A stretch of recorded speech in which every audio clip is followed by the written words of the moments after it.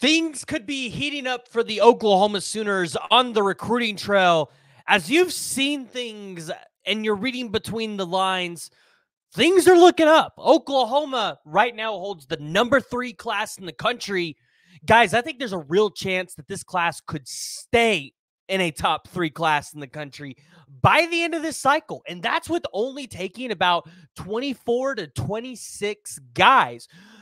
I want to talk about it today. Before we do that, though, make sure you all are joining the discussion, jumping down in the comments below, giving me your thoughts, your opinions, because we've been talking a lot about Brent Venables, his chances to win a national championship here at the University of Oklahoma. And to win a national championship, you have to put together elite classes, elite defensive classes. And so far, in 2 and let's say in a quarter cycles, because that 2022 cycle, it was less than a quarter that they got to recruit there at Oklahoma. But 2 1/4 cycles at Oklahoma, Brent Venables, Todd Bates, Miguel Chavis, Jay Valai, Brandon Hall, right now Zach Alley, but Ted Roof before, they have changed the way Oklahoma has been able to recruit the defensive side of the ball. And now Oklahoma is turning their attention to a couple of high-end recruits across the country.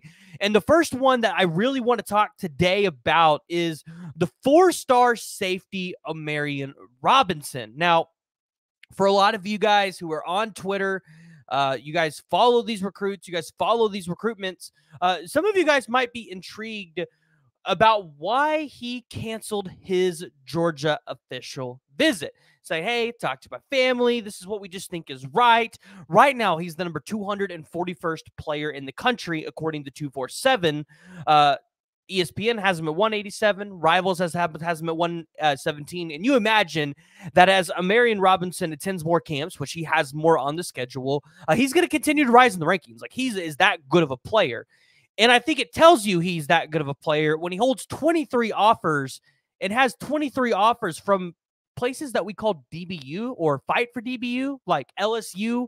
You've got an elite talent like Georgia on there. You got Oregon, Florida State, Florida. I'm going to say Colorado because it's Deion Sanders and one of the best DBs we've ever seen. Like, he's going to get these kind of guys out to Colorado. Like, you can't underestimate the value of a Colorado offer in the secondary. Again, you have Michigan, TCU, Texas, USC's up there, but they did lose their safeties coach to Georgia. So you kind of wonder how their recruiting is going to go in the secondary. But Amarian Robinson is a guy that he's had a great experience with Oklahoma, and he has a really good relationship with Brandon Hall guys. Like, Brandon Hall has done a phenomenal job in recruiting a lot of these kids. So if you're Oklahoma right now, you're set to go up against Arkansas, who is probably, I don't want to say your biggest competition because Arkansas is not any good, but they've got to be some sort of competition, because if you're Oklahoma and going up against Arkansas, if Arkansas doesn't have Sam Pittman by middle of the season and Amarian Robinson likes the new hire, that could be a problem for Oklahoma. But you're looking at Oregon. Oregon's, I mean, they've got to be itching to get back at Oklahoma. Oklahoma's gotten 3 visits out of him, 3 to 4 visits. They're going to be getting the official visit at the Champ U barbecue for Amarian Robinson. So if you're Oklahoma, you're getting his last visit before he looks to make a decision. Looking to shut it down pretty early after he gets these official visits out of the way. Commitment set on June 29th. So if you're an Oklahoma fan, you feel really good about where Oklahoma sits with Amarian Robinson, and you feel really good about getting that last visit. So fun thing to watch there.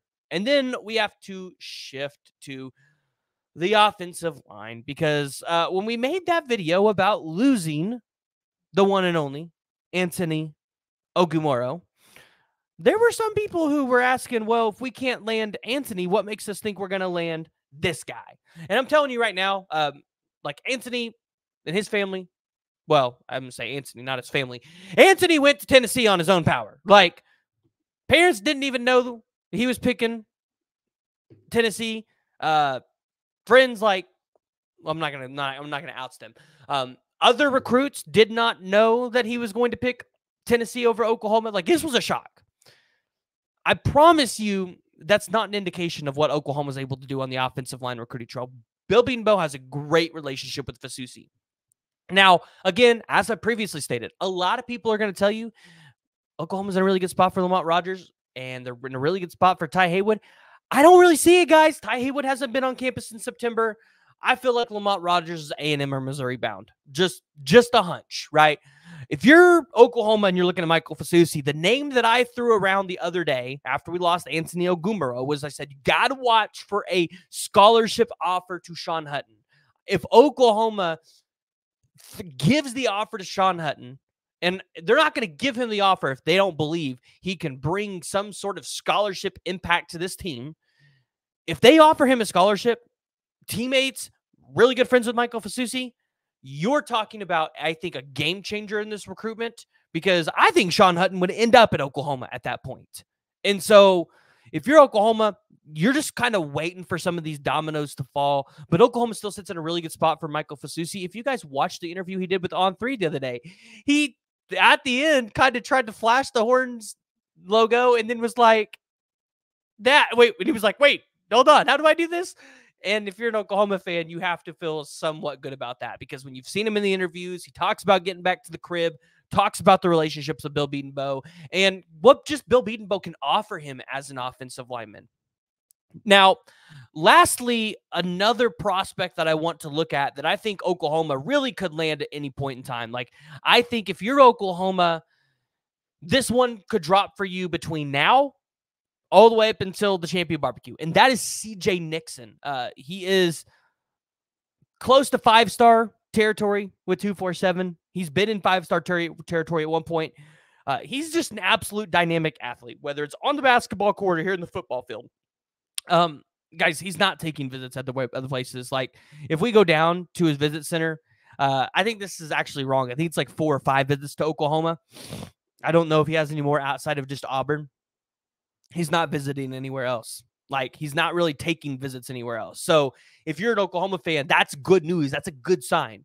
But you already have Alex Shieldknight at this position. If you get CJ Nixon, that's 2. Would Oklahoma take 3 defensive ends at that point? I think it's possible. I think it depends on who wants to show up. And I think the 2 names you really watch are Smith or Rogbo, who's going to be a 5-star kid and has I think, a found love for Oklahoma. Like, he feels really comfortable here. And then the other one you're looking at is Isaiah Gibson, flipping him from USC.